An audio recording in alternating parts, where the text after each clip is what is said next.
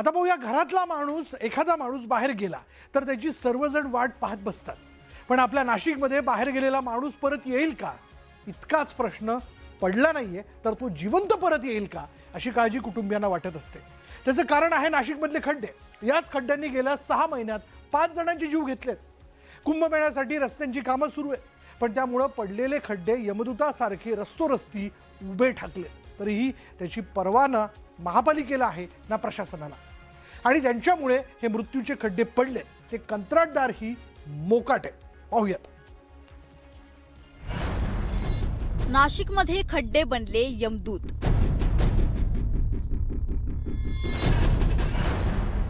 खड्ड्यामुळे आणखी एक बळी.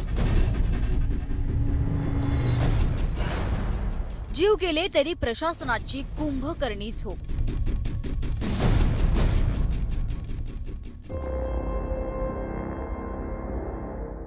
पती जगातून कायमचा निघून गेल्याने या माऊलीला अश्रू थांबवता येत नाहीत. तर आपला बाबा आता परत कधीच येणार नाही या वेदनेनं कोलमडून गेलेली ही चिमुकली. या दोघांचाही आधार कायमचा हरपलाय. निलेश कोतकर त्यांचं नाव. वय अवघं 40 वर्ष. अंबड MIDCतील एका कंपनीत काम करत ते कुटुंबाचा उदरनिर्वाह चालवायचे.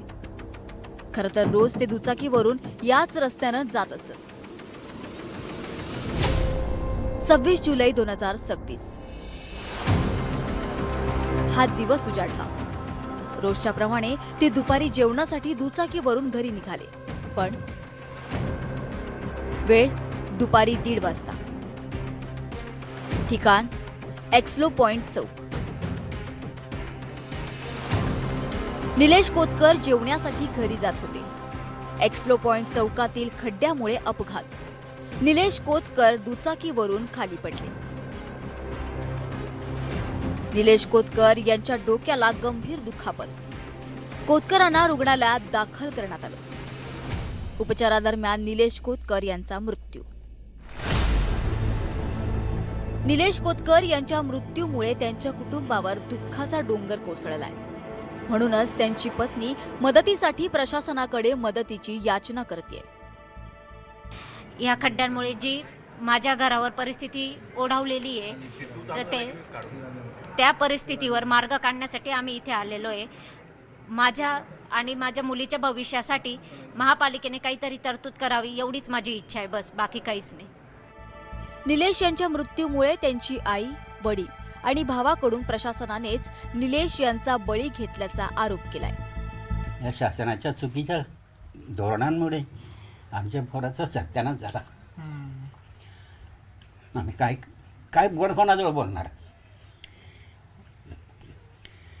महानगरपालिका काही आम्हाला हे करेल, आता काय म्हणेल, तुम्ही कशाला रस्त्यावर चालले असं म्हणेल ना. म्हणजे चालायचं नाही का रस्त्याने. चुका त्यांच्या झाल्या तरी आमच्यावरती हा प्रसंग आला. आमचं अतोनात नुकसान झालेलं आहे सर. सामान्य व्यक्ती कसं जाणार आहे त्याच्यावरती, तुम्ही लक्ष द्या. आणि सरकारने खरंच लक्ष घाला याच्यामध्ये. फक्त तुम्ही इकडचं तिकडे काही करू नका. जे सामान्य जनतेसाठी आहे ना सुखी सोयी, त्या पहिले व्यवस्थित करा. लोक तुमच्याकडे काहीच मागणार नाही. तुम्ही रस्ते सगळं, पाणी व्यवस्थित सगळं हे करा. तुम्हाला सगळं चांगलं मिळतं, पण आम्हाला काही मिळत नाही. तुमच्यासाठी 4 व्हीलर आहेत, आमच्यासाठी प्रत्येक ठिकाणी गाडी नसते. सामान्य व्यक्ती का प्रत्येक वेळेस 4 व्हीलरमध्ये जाणार आहे का? तो पायी नाही तर आपल्या 2 व्हीलर नाही तर सायकलीनेच जाणार आहे. त्याच्यासोबत अशी घटना घडत असेल, त्यांचं कुटुंब उद्ध्वस्त होत असेल, तर कसं होणार आहे? खरं तर गेल्या काही दिवसांत नाशिकमधल्या रस्त्यांची अक्षरशः चाळण झाली आहे. आगामी कुंभमेळ्यासाठी नाशकात रस्त्यांची कामं सुरू आहेत. मात्र आता खड्ड्यात रस्ते की रस्त्यात खड्डे असा सवाल आता विचारला जातोय. कारण रस्त्यावरील खड्ड्यांमुळे नाशिककर रोजच्या रोज जीव मुठीत घेऊन प्रवास करतायत. गेल्या 4 महिन्यात खड्ड्यांमुळे 4 नाशिककरांनी आपला जीव गमावलाय. 24 मार्च प्रभाकर निकम, 6 जून प्रवीण गायकवाड, 25 जुलै दीपाली बेळे, 28 जुलै निलेश कोतकर. हे सगळं होऊनही प्रशासन मात्र ढिम्म आहे. तर ठेकेदारांवर कारवाईची बोंब आहे. नाशिकचे खड्डे इतके जीवघेणे झाले असताना नाशिककरांनी काय फक्त मृतांचे आकडे मोजत बसायचे काय, असा संतप्त सवाल आता विचारला जातोय. म्हणूनच निलेश कोतकर यांच्या कुटुंबियांसह राजकीय पक्षांनीही आंदोलन केलंय. हातावर व्यवसाय असणारं ते कुटुंब, वयोवृद्ध आई वडील, आज त्या कुटुंबाचा आधार गेलाय. आज 13 दिवस सगळे नातेवाईक येतील, आम्ही पण जाऊ, पण यानंतरचं पूर्ण आयुष्य हे त्या मातेसाठी, त्या मुलीसाठी खूप अवघड आहे आणि प्रशासनाचा आम्ही धिक्कार करतो. शहराचे नागरिक आणि या आपल्या नाशिक शहरामध्ये सगळ्यात स्वस्त जर काय असेल तर तो मनुष्याचा जीव झालेला आहे, टू व्हीलरवाल्यांचा. कारण पाण्याने भरलेले रस्त्यामध्ये खड्डे हे कळतच नाहीये टू व्हीलरवर. प्रशासन फक्त खड्ड्यांमध्ये जीव गेल्यानंतर हे जागे होणार आहे का, हा एक महत्त्वाचा प्रश्न आहे. त्या व्यतिरिक्त जर जीव जाऊन डेव्हलपमेंट होत असेल किंवा अशा काही गोष्टी होत असेल तर त्या कुठेतरी थांबल्या पाहिजे. हा फक्त निष्काळजीपणाचा मृत्यू आहे असं आमचं वैयक्तिक मत आहे.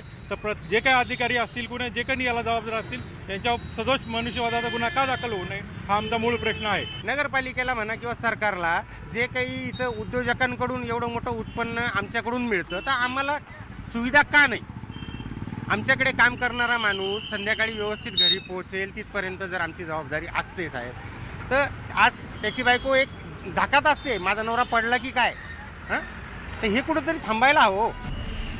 नाशिकमध्ये खड्ड्यांच्या रूपाने प्रत्येक रस्त्यावर यमदूत उभे ठाकले आहेत. याबाबत नाशिकचे महापौर काय म्हणाले पहा.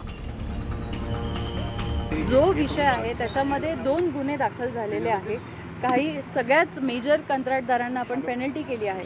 आता हे जे कंत्राट आहेत ते सगळे प्रशासकीय काळात देण्यात आले आहेत, हे सर्वश्रुत आहे, सगळ्यांना माहिती आहे. त्याच्यातल्या ज्या काही त्रुटी असतील किंवा जे अलॉट करण्यात आलेले जे नॉर्म्स आहेत त्याच्यामध्ये पहिली जी शास्ती आहे ती आपण पेनल्टी आहे. दुसरी जी शास्ती आहे ते कंत्राट तुमच्याकडनं का काढून घेऊ नये अशा प्रकारचं आहे. आणि तो आता आम्ही पाऊल आता उचलत आहोत की दुसरी जी आहे, कारण पहिली वॉर्निंग देऊन झालेली होती. आत्तापर्यंत जे 5 कुटुंबियांना हा आघात झालेला आहे, ज्या कुटुंबांना आघात झालेला आहे त्यामध्ये कोणकोणते रस्ते होते आणि ते आता तातडीने बुजवले आहेत की नाही, प्रशासनावरती आता कडी नजर ही आमची असणार आहे. आता कॉन्ट्रॅक्टर सोडा, पण अधिकाऱ्याला आम्ही जबाबदार धरू. सर्वसामान्य जनतेच्या खिशातून टॅक्स घेतला जातो, त्यातून चांगले रस्ते मिळावेत अशी त्यांची अपेक्षा असते. पण त्या बदल्यात नाशिककरांना काय मिळते तर फक्त जीव घेणे खड्डे आणि निलेश कोतकर यांच्यासारख्यांचे बळी. म्हणूनच नाशिकचे रस्ते मृत्यूचे सापळे बनले आहेत. घरातून बाहेर पडावं आणि सापशिडीच्या खेळासारखा जीवाच्या आकांताने प्रवास करायचा आणि खड्ड्यांचा कोणता साप कधी जीव घेईल याचा काही भरोसाच राहिलेला नाही. त्यामुळे नाशिक महापालिकेचं प्रशासन आपली कुंभकर्णी झोप सोडेल का आणि लोकांचे जीव वाचवेल का हा खरा सवाल आहे. व्हिडिओ जर्नलिस्ट हेमंत बागुलसह लक्ष्मण घाटोळ, न्यूज 18 मराठी, नाशिक.